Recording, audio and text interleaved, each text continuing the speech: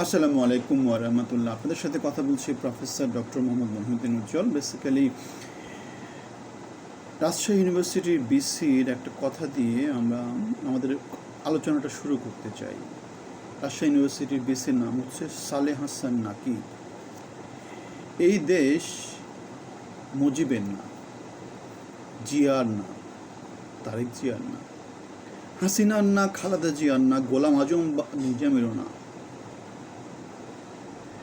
দেশের মালিক সম্পূর্ণ দেশের 18 কোটি মানুষের। শুধু এটুকুই যদি জুলাই আগস্টে পরবর্তী প্রেক্ষাপটে অনেকের মাথায় ঢুকতো, আমরা অনেক সুন্দর একটা দেশ গড়ার পথে অনেকটা এগিয়ে যেতে পারতাম। বাণীটা আপনাদেরকে দেখাচ্ছি, এটা হচ্ছে তার সেই বাণীটা।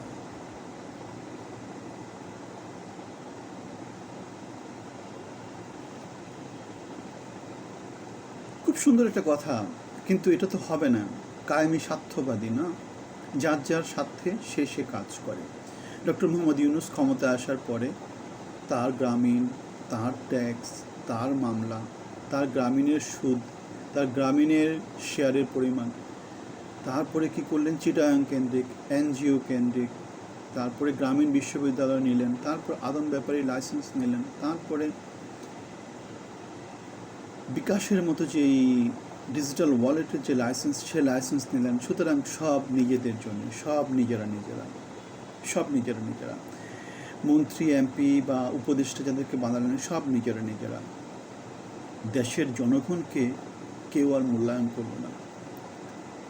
জুলাই আগস্টে আমাদের অবদান কি কম ছিল? আমরা 17 বছর বিএনপি গণতান্ত্রিক আন্দোলনে ছিলাম। তাহলে তারা কি করলো? নিজেরা ভাই ব্রাদার কেন্দ্রিক যেভাবে পায় লুটে পুটে খেয়ে দিচ্ছে নানাভাবে, নানা জায়গাতে তারা কি করছে? নিজেদের ইনফ্লুয়েন্সটা তৈরি করছে।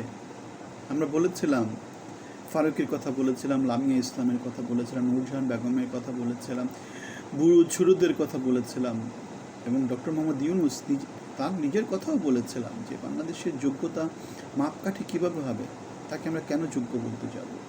তিনি একজন ইকোনমিস্ট, রাষ্ট্র সম্পর্কে তিনি কী জানেন? তিনি ক্ষুদ্র ঋণ নিয়ে কাজ করেছেন। কিন্তু আমাদের মতো লোক যাদের অনেক কিছু আছে, যারা একই সাথে ইঞ্জিনিয়ার, যারা একই সাথে আবার MBA, একই সাথে আবার টিচার, একই সাথে আবার প্রশাসক, এত কিছু একই অঙ্গে থাকার পরেও তারা আমাদেরকে কি করে না, কোনো জায়গাতে পদায়িত করার মতো কোনো পথ তারা খুঁজে পায় না। ছোটোখাটো কোনো পথ কিছুই তারা খুঁজে পায় না। যেখানে আমরা 24-এর মুক্তিযোদ্ধা ছিলাম, যেখানে আমরা সম্মুখ যে আন্দোলনগুলো ছিল সেগুলোতে পার্টিসিপেট করেছি।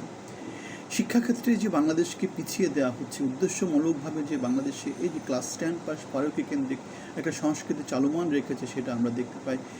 আমাদের জুলাই অভ্যুত্থান পরবর্তীতে এত কমিশন হয়ে গেল, 15-16টার মতো। সেখানে শিক্ষা সংস্কার কোনো কমিশন কিন্তু করা হয়নি। যেখানে সবার আগে যেটা দরকার ছিল, শিক্ষা সংস্কার কমিশন দরকার ছিল।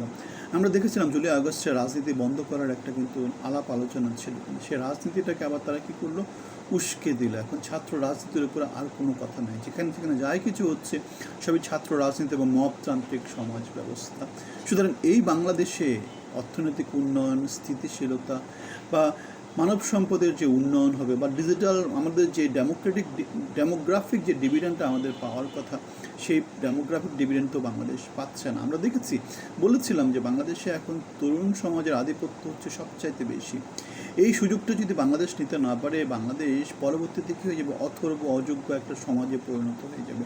কিন্তু তরুণ সমাজগুলো কী হয়ে যাবে? বৃদ্ধ হবে, এবং বৃদ্ধ হয়ে গেলে তখন আর বাংলাদেশের আগানোর কোনো সুযোগ থাকবে না। সুতরাং এই তরুণ সমাজকে যদি আমরা আগামী 5-10 বছরের মধ্যে কাজে লাগাতে না পারি, তাহলে বাংলাদেশ যে অন্ধকারে আছে, সে অন্ধকারের মধ্যে বাংলাদেশের যাত্রাটা শুধু দীর্ঘ হবে, আলোর দেখা বাংলাদেশ আর কখনোই পাবে না।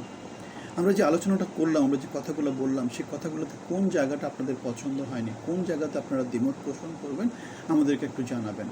আমরা বাংলাদেশের কথা বলি, আমার কথা বলি, আপনার কথা বলি। আমাদের একটা ব্যানার আছে, মানবিক বাংলাদেশ, জনগণের বাংলাদেশ। আপনাদের সবাইকে সেই ব্যানারে মানবিক বাংলাদেশ, জনগণের বাংলাদেশ, তাদের ইউটিউব চ্যানেল আছে, ফেসবুক পেজ আছে, আপনাদেরকে সেই পেজে, সেই চ্যানেলে অন্তর্গত হওয়ার জন্য আপনাদের আমন্ত্রণ জানাচ্ছি। আপনারা সবাই ভালো থাকবেন, আপনাদের সবার জন্য শুভকামনা।